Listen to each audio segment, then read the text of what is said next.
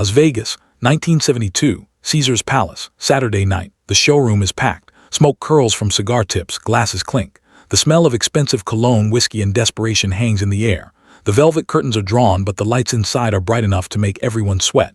Cameras are here, flash photography, gossip reporters, people who live for celebrity chaos. At the far end, a man stands tall, 64, 240 pounds. Muscles carved like statues in a Greek temple. His fists are wrapped in leather. He is a champion, undefeated, known across the West Coast as a knockout artist. His name matters to everyone here. He has a record to protect, a legacy to maintain. He laughs low and deep, amused at the whispers around him. He's heard them all. Bruce Lee, small guy, fast, one-inch punch, martial arts wizard, Hollywood stunt man. He shakes his head, magic tricks, smoke and mirrors, that's all it is. Stories are everywhere. Martial arts studios, magazine spreads, stunt choreographers. He knows people exaggerate, they always do. But tonight the room is quiet. Money has a way of making people listen. He slaps $10,000 down on the baccarat table, crisp bills, a clean stack. He looks at the crowd, a grin splits his face. I knock him out in under 60 seconds or the money's mine. Laughter, some nervous, some genuine. High rollers whisper, dealers freeze. Nobody moves. Think of chips stops midair. Someone drops a glass, it shatters, the sound echoes. Then silent, people turn, and there he is, standing near the roulette wheel, casual. Black slacks, plain white shirt, sleeves rolled up, shoes soft on the marble floor. Eyes scanning the room, calm, nothing extraordinary to most. To those who have heard the stories, he looks smaller than imagined. Bruce Lee. 135 pounds soaking wet. Lean, hard, wiry muscle, nothing flashy. No entourage, no security. Just a man who knows who he is, who doesn't need to announce it. He steps forward, crowds part instinctively. People sense something different, a tension in the air, not fear exactly. Recognition, respect, curiosity. The champion boxer notices him, pauses mid-laugh, his jaw tight, the grin fades. He's faced heavyweights before, strong men, men trained for combat, men with belts, medals, titles. He's never seen someone like this, small, calm, balanced, and still. Bruce moves. Not fast, not slow, just present, alive, observing, calculating. The room waits. Money is on the line, ego is on the line, reputation is on the line, no one moves. The dealer, nervous, adjusts the stack of bills. You sure about this? He asks the champion. I've never been more sure of anything, the champion replies, eyes locked on Bruce. The fight is unannounced, informal, no cameras rolling in official capacity, but everyone here sees it happening. The man called Bruce Lee steps closer. No handshake, no greeting, just the small shift in weight, the subtle tilt of the head. The champion throws a test jab, fast, clean, experienced. He expects Bruce to flinch, dodge, stumble, nothing. Bruce tilts slightly. The fist passes harmlessly. He steps forward, footwork precise, balance perfect. Another punch, another block, nothing lands. The champion's fists move faster now, muscle memory and trained reaction. Bruce reads, Bruce adjusts. One step to the left, another to the right. Timing shifts, the flow changes, the audience leans forward. Dealers, bartenders, high rollers, photographers, they all see what's happening. This isn't a trick, this isn't Hollywood choreography, this is real. The champion throws a hard right cross, power behind it. The kind that ends careers. Bruce steps into it inside the line of attack. The fist passes, connects with air, nothing else. Then Bruce acts, quick, minimal movement, maximum effect. His right hand touches the champion's wrist, not gripping. Not squeezing, a light connection, but enough. Enough to redirect momentum, enough to commit the body to motion. The champion stumbles, surprised, balance gone, legs moving correctly, his arms flail, he hits the marble floor hard, the crowd gasps, some scream, cameras click, flash bulbs fire, dust from shoes rises, 8 seconds, 10. The champion pushes to one knee, confused, shocked, rage building, he's never lost control like this. Bruce steps back, calm, controlled, gentle. Almost apologetic. Stay down, he says, quiet, firm. The champion freezes, hesitates, knows better, his fists unclench slightly. Bruce doesn't move closer, doesn't taunt, doesn't raise his voice, just present, complete certainty, complete understanding, another step, another connection, a heel to the chin, not brutal, not destructive, educational, corrective. The champion goes down again. The stack of cash trembles. Silence fills the room, every heartbeat noticeable. Bruce walks away. Fight is over. The myth of size, power, and reputation lies on the floor. $10,000, not a factor. Lesson learned, reality redefined. The crowd exhales, murmurs begin, people whisper. Some ask how it was possible, others refuse to believe what they saw. Bruce Lee walks past the roulette wheel, stops at the bar, orders a water, drinks calmly, observes the reactions. He nods slightly to a few who approach, hands remain open, non-threatening. It's always better to understand than to dominate, he says softly to someone who dares ask. The champion sits. His jaw aches, his pride worse, sweat and confusion mix. 3 minutes pass, he doesn't speak. He can't, not yet, not fully. The lesson is still sinking in. Observers talk among themselves. The dealer picks up the bills. No one touches them. The bet is irrelevant. Bruce Lee's presence, his movement, his control, everything, overrides money, ego, and reputation. will circulate exaggerated versions. The details change with each retelling, but the core remains. Bruce Lee, 135 pounds, unmoved by fame, cash, or threats, demonstrating something no one could fake. The lesson. The lesson lasts longer than money, longer than titles, longer than any newspaper article. Everyone in the room understands it, even if only subconsciously. Bruce Lee isn't here to perform, he's here to teach. And what he teaches will ripple far beyond this night. 8 seconds, maybe 10. Enough to reset expectations, enough to shatter myths, enough to make everyone who watched reconsider everything they thought they knew about combat, skill, and power. Champion doesn't stand immediately. He rolls to his side first, breath heavy, pride heavier. The room gives him space but not sympathy. He feels it, the shift. 10 minutes ago he was the biggest man in the building. Now he is the loudest mistake in it. His corner men move toward him, but he waves them off. Not yet, not in front of everyone. He plants one glove on the marble, pushes himself upright. Slow, controlled, trying to regain posture before dignity. His jaw tightens. Eyes scan the floor, then lift. Bruce is still at the bar, drinking water, not watching him, not celebrating, not even acknowledging what just happened. That bothers him more than the fall. If Bruce had smiled, mocked, raised his hands, it would be easier. Ego feeds on opposition, but this is indifference. The champion wipes blood from his lip. Not much, just enough to taste metal. He steps forward again. The crowd stiffens. They think round 2 is coming. They want it. Part of them does. Violence is currency in a room like this, but the energy has changed. He knows it. He felt something in those exchanges, not strength, not brute force, something worse, control, precision. The kind of calm that comes from knowing exactly what you're capable of. He stops 3 feet from Bruce. "You got lucky," he says, but it sounds hollow. Bruce sets the glass down, turns, looks at him fully now, not aggressive, just present. "Luck is random," Bruce replies quietly. "That wasn't random." The champion's fists twitch, muscle memory screaming to throw again, but something deeper pulls him back. Instinct, survival, recognition. He has fought men in smoky back rooms, fought under bright lights with judges scoring every breath. He knows when someone is dangerous, truly dangerous. Bruce steps slightly closer, close enough that the champion could swing, close enough that he doesn't. "You committed everything to your first punch," Bruce continues. "When it missed, you were already defeated. You just didn't know it yet." The words land heavier than the heel kick did. The champion exhales, not in surrender, in realization. Around them whispers grow. Names are mentioned. Some call Bruce a magician, others call him a master. One old gambler shakes his head slowly and mutters, "That wasn't speed, that was timing." And that's the difference. Speed fades, timing stays. The casino manager finally steps in, polite but firm. "Gentlemen, perhaps we should take this outside." No one moves because there is nothing left to finish. The fight ended the moment understanding entered the room. The champion looks at the stack of money still sitting untouched. $10,000, suddenly small, suddenly irrelevant. He nods toward it. "Keep it," he says. Bruce shakes his head. It was never about the money. The champion studies him, trying to decode what kind of man walks into a room like this and leaves without collecting winnings. Pride would take it. Ego would demand it. Bruce doesn't bend toward either. That unsettles him more than the fall. A man who doesn't need money or approval is difficult to defeat. The champion extends a glove slowly, not for combat, for acknowledgement. Bruce looks at it, pauses, then shakes it lightly. The grip is firm but not competitive, just contact, human, real. The room exhales collectively. The tension dissolves into murmurs. People return to their games but with distracted eyes. They witness something rare, not just skill. Perspective. Bruce steps toward the exit. No announcement, no dramatic pause, just movement. A few photographers scramble, but he's already gone before the flash triggers. Outside, the desert air is cool. Neon lights flicker against the night sky. Bruce stands alone for a moment, listening, breathing, resetting. Inside, the champion sits back at the table. Someone hands him ice. He waves it away. "What happened?" one of his corner men asks. The champion stares at the floor.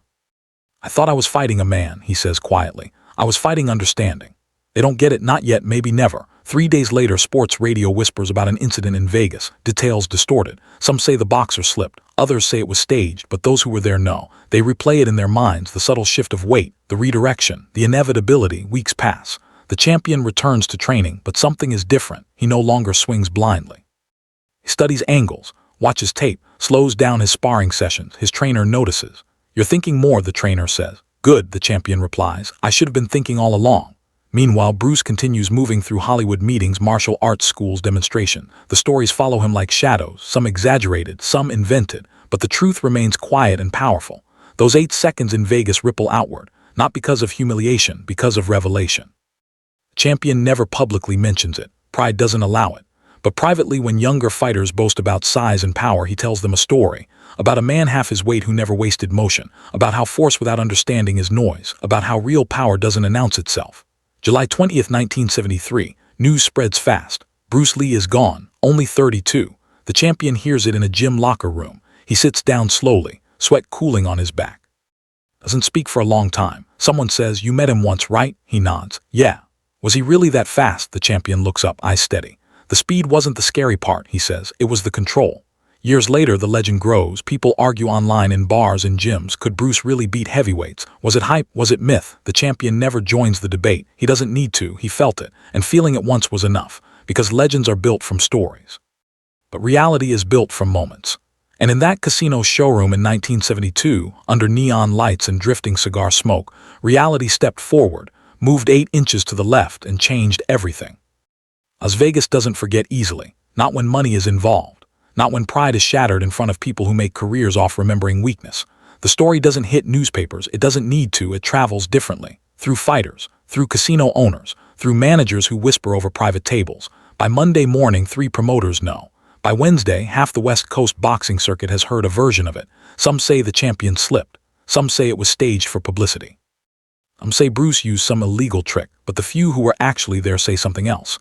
They say it wasn't a fight, it was a demonstration. And that word spreads faster than scandal. Demonstration means control. Demonstration means choice. Demonstration means the outcome was decided before the first punch was thrown. The champion feels it everywhere now. In the gym, in the locker room, in the way sparring partners hesitate half a second longer before engaging him. Respect hasn't left. But certainty has, and fighters survive on certainty. He begins watching film differently, slowing footage down, studying foot placement, balance shifts, micro movements. He remembers the moment his fist cut through air, the emptiness, the absence of resistance. He remembers how Bruce stepped inside the punch instead of away from it. That's what haunts him, not retreat, invasion. The idea that someone would move toward power instead of away from it, that requires a different mind. A different relationship with fear. 3 weeks later in Los Angeles, a private training hall in Chinatown. No neon lights, no gamblers, no champagne, just wooden floors, mirrors along the wall, heavy bags hanging still.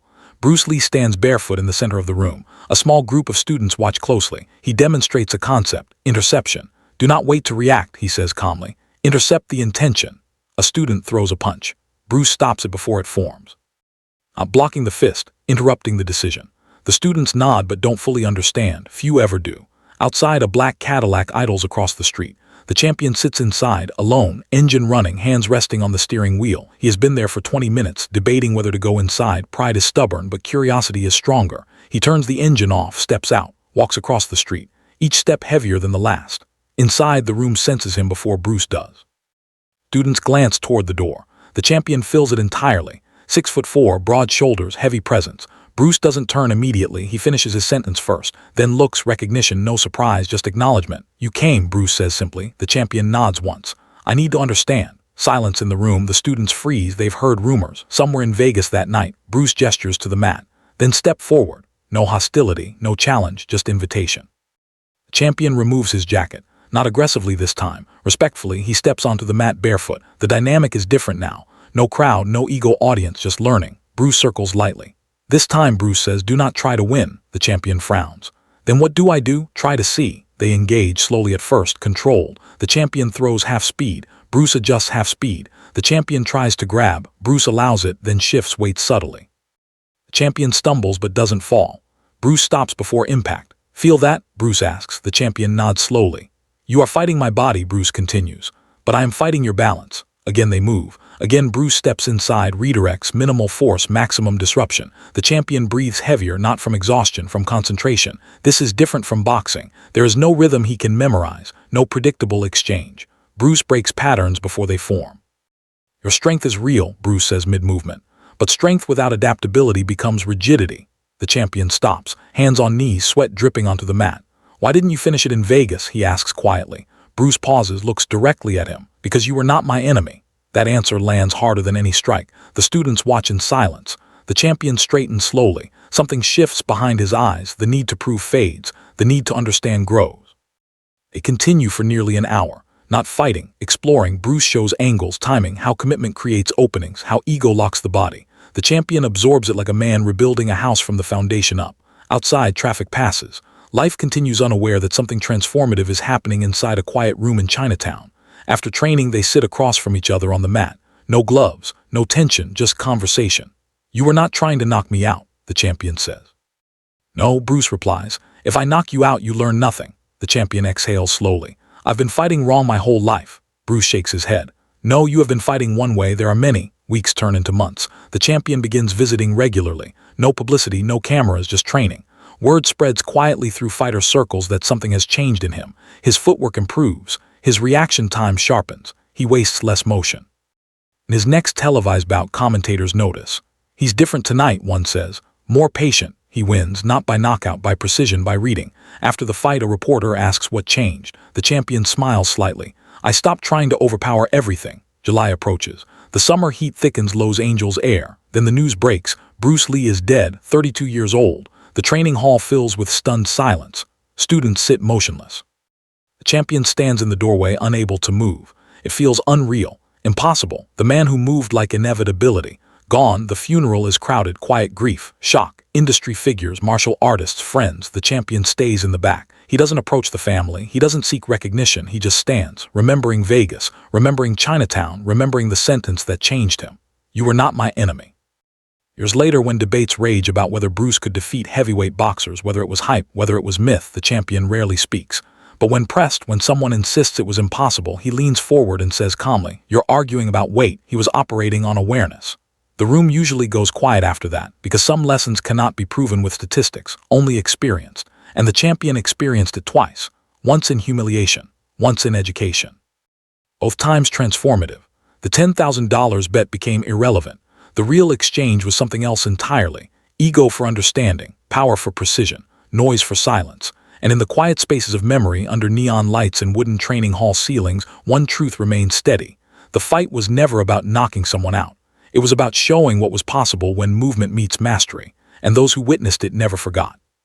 Years pass. The lights of Las Vegas keep glowing. Fighters rise, fighters fall. Belts change hands, promoters shout, commentators debate, but the champion is different now. Older, slower in the ring, sharper in the mind. His record is still respected. His knockout still replayed on late-night sports segment. But those who train with him notice something else. Patience, economy, an absence of wasted motion. He no longer swings to prove dominance. He moves to control space. Young heavyweights ask him for advice. They expect talk about conditioning, power, aggression. Instead, he asks them questions. Where was your balance? Why did you commit fully? What were you assuming? They don't understand at first. He doesn't explain, not yet, because understanding cannot be handed over. It has to be earned. 1981, a televised boxing roundtable in New York. Bright studio lights, former champions sitting in tailored suits. The conversation shifts to martial arts. One analyst laughs lightly. That kung fu stuff wouldn't last 3 rounds with a real heavyweight. A few heads nod, casual dismissal. The champion leans back in his chair. Silent, the host notices. You disagree, the host asks. The camera zooms slightly, the room quiets. The champion folds his hands, thinks before speaking. I once thought size solved everything, he says calmly. I was wrong. A murmur in the studio. The analyst smiles. You saying a lightweight could take you? The champion doesn't smile back. I'm saying awareness beats assumption. The room shifts. The energy tightens, the host presses. You talking about Bruce Lee? The name lands heavy. Even years after his death, it carries weight. Bruce Lee. The champion nods once, no theatrics. Yes, you actually fought him, the analyst asks skeptically. I challenged him, the champion corrects. There's a difference. Silence. The cameras stay locked. The audience leans in. And the champion exhales slowly.